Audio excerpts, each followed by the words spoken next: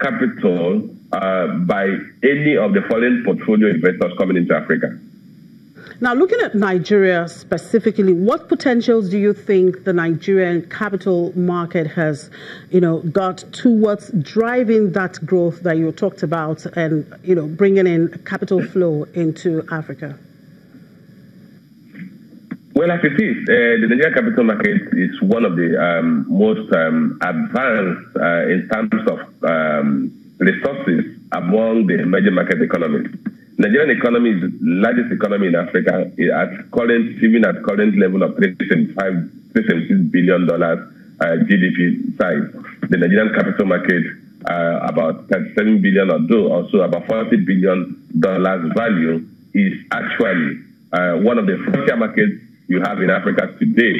The challenge we have is that the slow growth in the economy, which has affected negatively the performance of the Nigerian capital market. But that does not take away the potential of the market. If you look at that Nigerian equities capital market, if you look at it from the perspective of the equity segment and the bond segment, then you recognize that the potential for growth or for attracting capital is huge once we de-risk the macroeconomic environment. Today, the market has not done well, largely because of the risk associated with the oncoming election. But the election will be over by February or March, and then the market will begin to recover. I believe the Nigerian market still presents the greatest potential for investors. Look at the dividend yield environment. The dividend has continued to move up as market prices move down. And the kind of dividend yield you have today is not obtainable in most countries in the world. So I think in terms of potential, the Nigerian equities market still presents, or capital market still presents great potential once you adjust for the heightened political risk that the country is facing because of the upcoming election. Now, looking at the markets in South Africa, Ghana, Egypt, and Kenya, how would you compare these markets with the Nigerian capital market? Well, the market in South Africa is also experiencing some challenges. Ghana and Kenya are the two markets that have been on the positive side in Africa, among the two markets that have been on the positive side in Africa. So if you want to compare the performance year to date, one would say the Ghanaian market and Kenyan markets are doing quite well. The Nigerian markets and the South African markets are largely laggard because of the economic environment.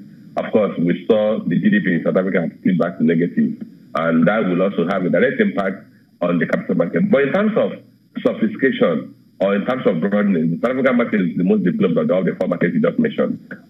Virtually all the key segments of the South African market that contribute to the GDP are all listed on the exchange, quite unlike the underdeveloped African and Nigerian market. The greatest challenge we have in the Nigerian market is that the critical segments of the Nigerian economy are not listed on the exchange.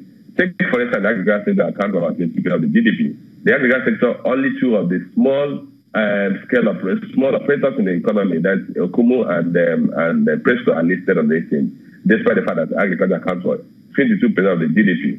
Look at the oil and gas sector that brings in 80% of foreign exchange earnings. Only the downstream operators are listed on the exchange. The oil and gas sector accounts for about close to 9% of the GDP.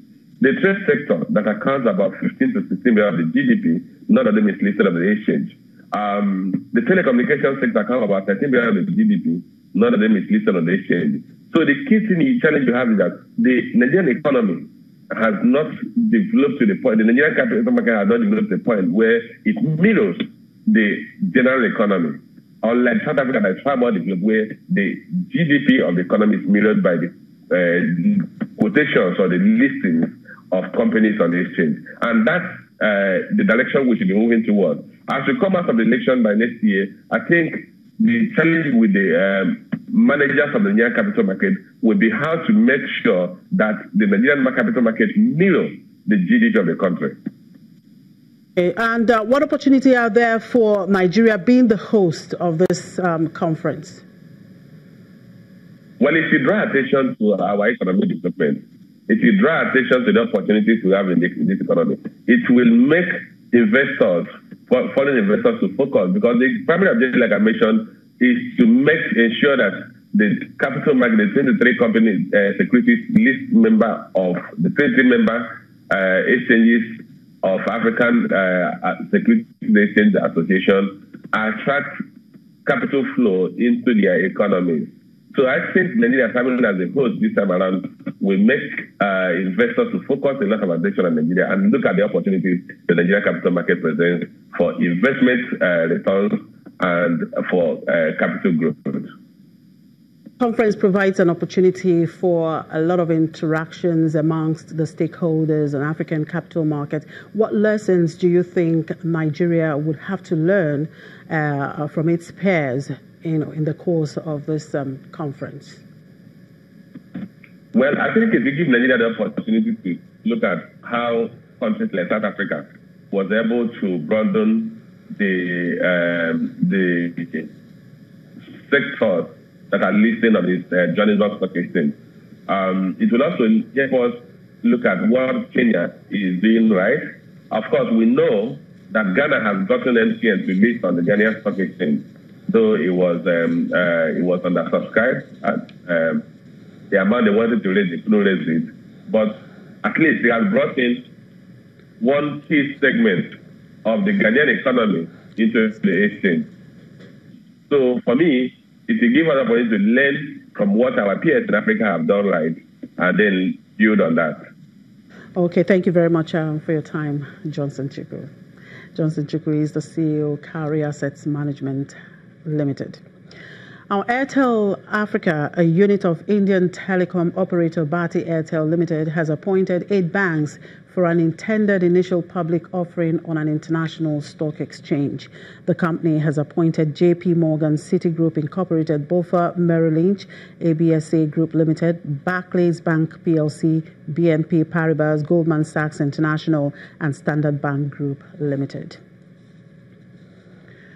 And when we come back after the break, Mohalu speaks on developing Nigerian economy. To stay with us.